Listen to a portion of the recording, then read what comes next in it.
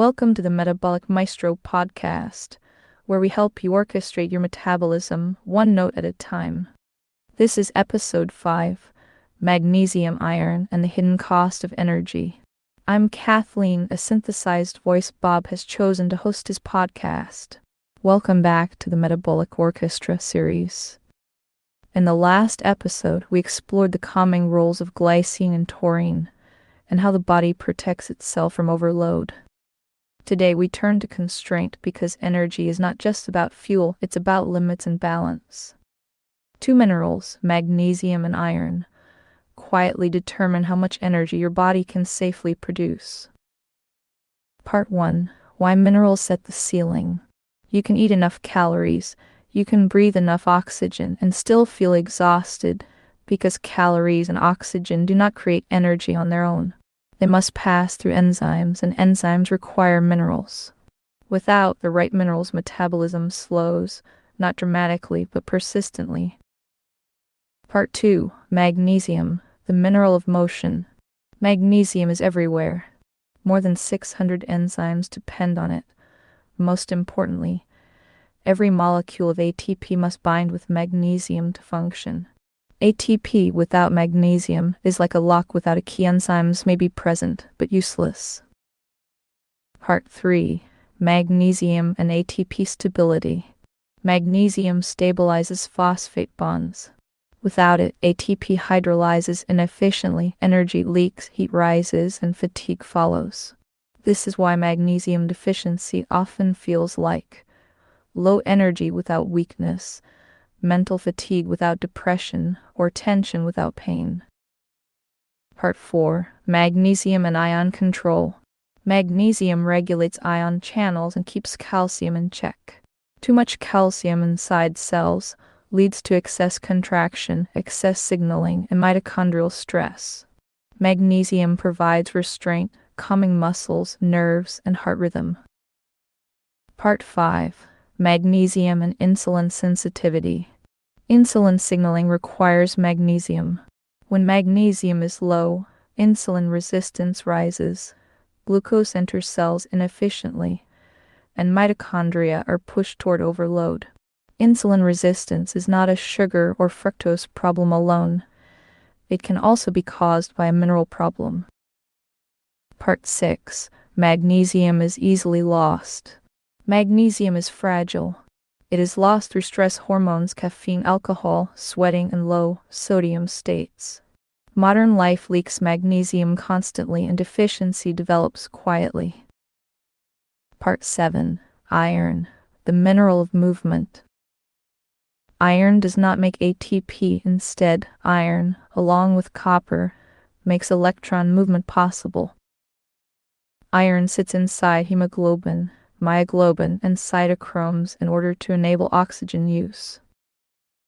Part 8. Iron inside mitochondria. Inside mitochondria, iron cycles between ion states. This allows electrons to move down the electron transport chain.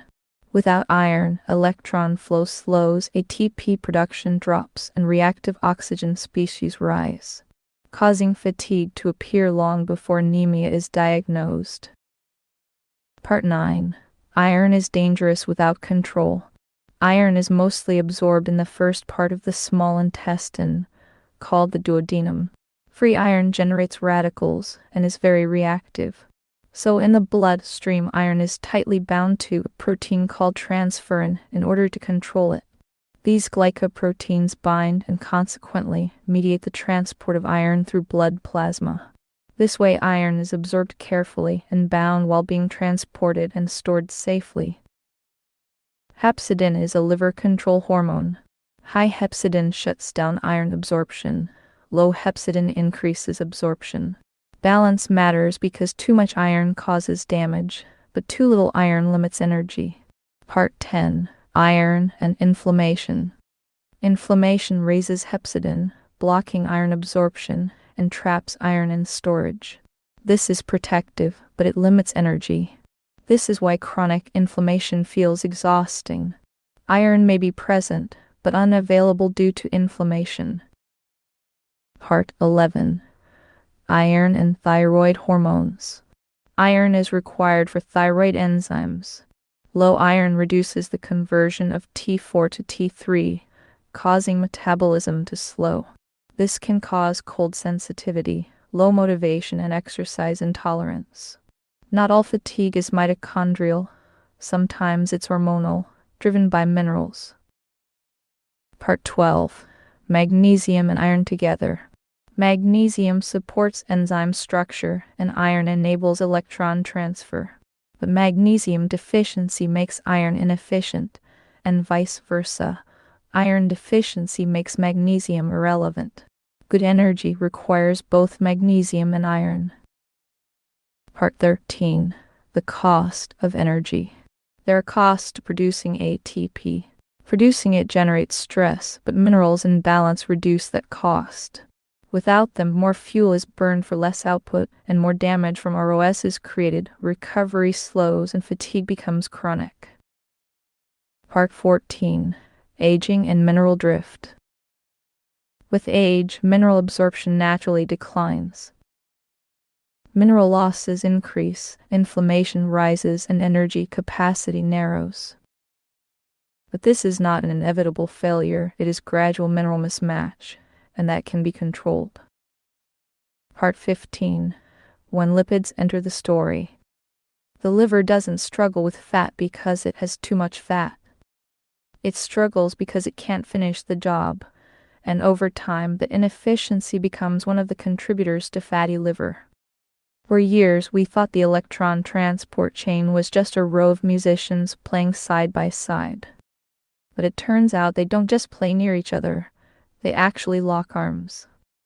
Burning fat requires electrons to move smoothly and very fast through the electron transport chain. Allow me to tell you something that took scientists by surprise.